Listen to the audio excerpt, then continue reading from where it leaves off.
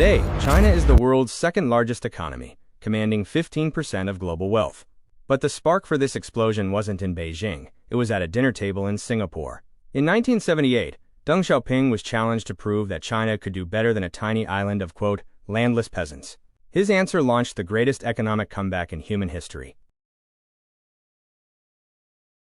Welcome to The Explainer. So today we're going to dive into one of the most incredible stories of our time. It's about how one of the biggest economic transformations in human history was actually kicked off by a super tense 3-day visit to a tiny island. This is the story of China, Singapore, and a meeting that literally changed the world. So, get this. That quote comes from Singapore's founding father, the legendary Kuan Yew. Now just think about that for a second. This is a guy who met pretty much every major world leader for decades, but he singles out just one person as the most impressive he'd ever met. So, who could he possibly be talking about? Well, the man who earned that incredible praise was Deng Xiaoping, a physically small man barely 5 feet tall who was carrying the weight and the future of nearly 1 billion people on his shoulders. And it's the relationship between these two giants of history that really is the heart of our story today. And that really brings us to the core question, right? How on earth did this one encounter between the leader of a communist behemoth and the prime minister of a tiny capitalist city-state end up completely rewriting the script for the 20th century? Okay, so to really grasp just how improbable, how wild this all was, we've got to rewind the clock. We need to set the scene and take a look at the world back in the late 1970s. So, in 1978, China was, well, it was in a really tough spot. It was just coming out of the absolute chaos of the Cultural Revolution. The economy was a mess, the country was isolated, and nobody really knew what was next. Deng Xiaoping, a true pragmatist, was looking for a new way. But here's the kicker. In his search, Singapore was seen as the enemy. China's state press literally called it a running dog of Western imperialism. And you really can't overstate the difference between them. I mean, the scale is just insane. China had almost 1 billion people with an average income of just $200. Singapore, a tiny rock with a little over 2 million people, but their income was 10 times higher. It was a minnow and a whale. A partnership didn't just seem unlikely. It seemed completely absurd. Okay, so you've got the setup. Now let's get to the main event. When Deng Xiaoping lands in Singapore in November of '78, everybody thought they knew why he was there. But believe me, it wasn't to talk about economics. He had a totally different and way more urgent agenda. You see, Deng's whole mission was about strategy. He was touring the region trying to build a team, a coalition to push back against the Soviet Union and its ally, Vietnam. He wanted Singapore on his side in a big-time geopolitical showdown. But here's the thing. Kuan Yew, he wasn't really interested in talking about the Soviets. He had a much more direct problem with China itself. And in a move of just incredible diplomatic guts, he decided to confront Deng head-on. I mean, can you just picture this moment? He looks the leader of the world's biggest communist power right in the eye and asks him point-blank why he's backing insurgents who are actively trying to destroy his government. It was a stunning, almost reckless challenge that could have blown up the entire visit.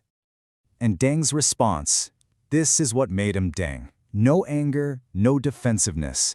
He just paused, thought for a second, and gave this simple, powerful answer. Give me time. He wasn't blowing him off. He was acknowledging the problem and promising he'd fix it. And you know what? He did. Within 18 months, all that support just stopped. And just like that, with the air cleared, the entire conversation shifted. Later, over dinner, Lee dropped this famous line. He pointed out that Singapore's people were mostly descended from the poor, illiterate peasants of southern China. He was basically throwing down a challenge, telling Deng, look, if we can do this, just imagine what you can do with the full talent of your nation. And this is so crucial. Deng didn't leave Singapore offended or insulted. He left profoundly inspired. That incredibly tense dinner planted an idea that would grow into a nationwide policy. And you can literally draw a straight line from that visit to China's new path. It's not a coincidence. Just 2 years later, bam, China sets up its first special economic zones, basically giant laboratories for market economics. And by 1992, Deng made it an explicit order. And let's be clear, this wasn't just a friendly suggestion. This was an order from the top. Deng told the whole country to look at Singapore's clean, orderly, prosperous society and use it as their blueprint. The country they used to call a running dog was now the official role model. So what happens when a nation of 1 billion people decides to copy a tiny island? Well, the impact was world-changing. Let's take a look at the actual legacy of this learn from Singapore policy. The numbers here are just mind-blowing. In 1978, China was a tiny 2% of the global economy, barely a blip on the radar. Today, it's over 15%, the second biggest economy on the planet. What you're seeing on this chart is one of the fastest, most traumatic economic climbs in all of human history. And this wasn't just them reading books, It was a massive, hands-on transfer of knowledge. We're talking tens of thousands of Chinese mayors, governors, and party bosses who flew to Singapore to study everything, from how to build a clean city to how to run an efficient government. The partnership got real fast. They built these huge joint projects together. Singaporean money poured into China, making it the country's biggest foreign investor. But the real legacy? The human impact. We are talking about the single greatest reduction of poverty in the history of the world, lifting hundreds of millions of people into a better life. So, this whole incredible journey brings us to today. And it leaves us with one last, really thought-provoking question about what happens next when the student becomes a giant. You know, the amazing thing is, Kuan Yew saw this coming a mile away. In his later years, he flat out told China's current leader, Xi Jinping, that the whole dynamic was going to reverse. He just knew, that the roles of teacher and student were destined to flip. And that's really the big question for all of us now, isn't it? The student has, in so many ways, surpassed the master. So what does the future hold for this unbelievable partnership? A partnership born from a tense dinner back in 1978 that went on to completely reshape our modern world. Got boosted? Feeling inspired? Brain still hungry? Here are some booster for you.